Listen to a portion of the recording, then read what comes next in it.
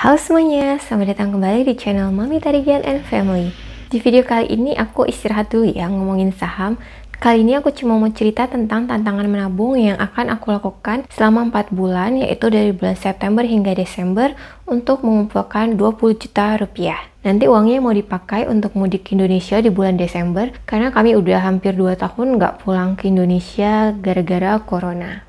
20 juta rupiah emangnya cukup buat ke Indonesia?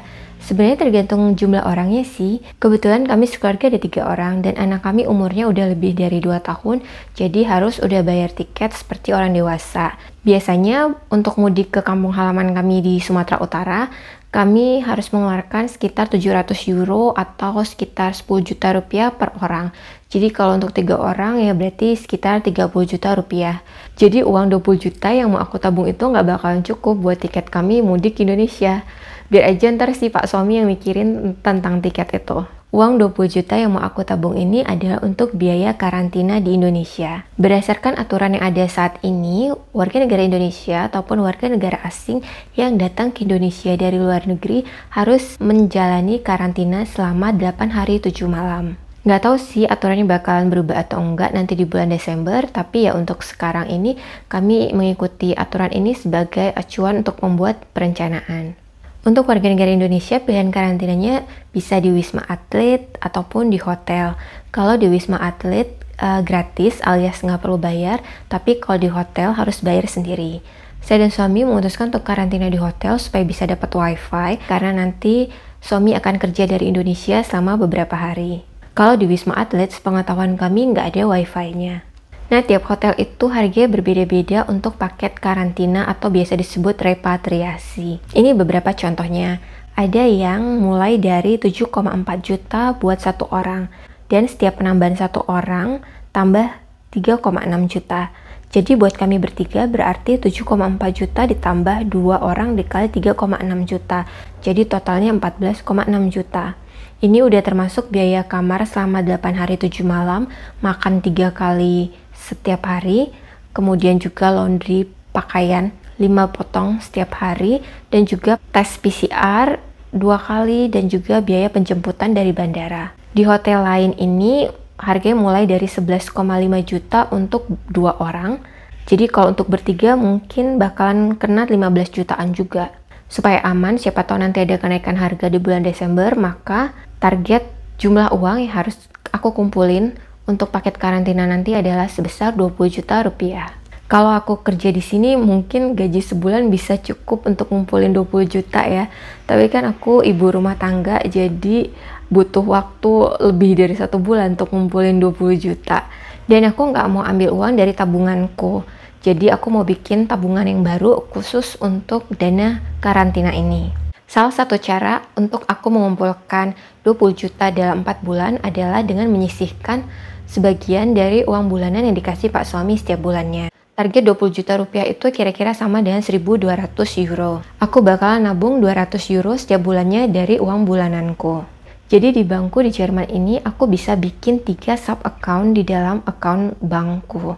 Jadi 1 sub account aku bikin untuk khusus buang belanja, 1 sub account untuk tabungan umumku, dan 1 sub account lagi khusus untuk tabungan mudik ini. Judul atau nama sub account ini bisa diganti sewaktu-waktu tergantung kebutuhan. Nah, kalau di Indonesia setauku ada yang namanya Blue, yaitu bank digital dari BCA, di mana teman-teman bisa membuat bahkan sampai 10 sub account. Jadi uangnya bisa langsung dipisah-pisah ke dalam sub account tersebut, nggak tercampur-campur. Ini bukan iklan BCA ya, tapi menurutku berguna banget nabung di bank yang bisa bikin beberapa sub account.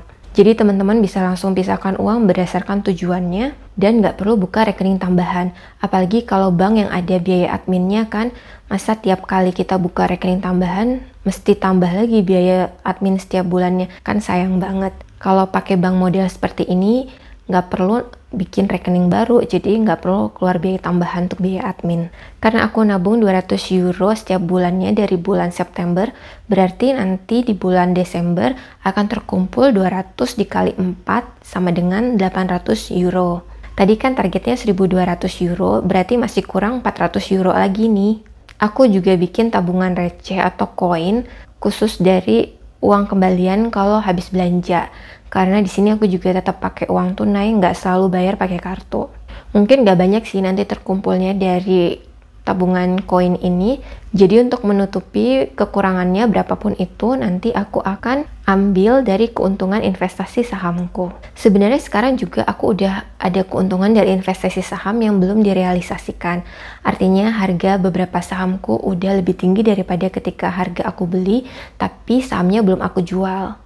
Rencananya aku mau tunggu di bulan Desember aja baru dijual, karena biasanya harga-harga saham naik menjelang akhir tahun, walaupun nggak selalu, tapi setidaknya 5 tahun terakhir ini trennya seperti itu.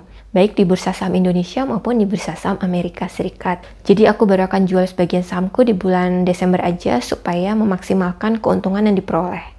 Inilah salah satu alasan kenapa aku berinvestasi saham. Kalau mengandalkan tabungan aja akan lebih berat untuk mendapatkan target keuangan yang diinginkan. Gak mungkin juga kan aku cuma masak telur setiap hari buat suami dan anak supaya aku bisa nabung lebih banyak uang dari uang belanja bulananku. Takutnya nanti malah kecukupan gizi kami nggak terpenuhi.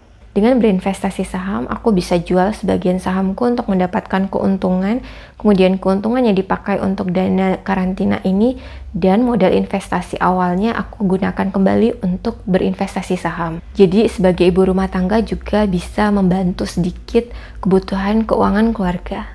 Nanti bulan Desember aku akan update lagi tentang pencapaian menabung 20 jutaku ini. Semoga bisa tercapai. Kalau teman-teman gimana? Apakah saat ini lagi ada target menabung? Mau dipakai untuk apa uangnya? Share di kolom komentar di bawah ini ya. Sampai jumpa lagi di video berikutnya.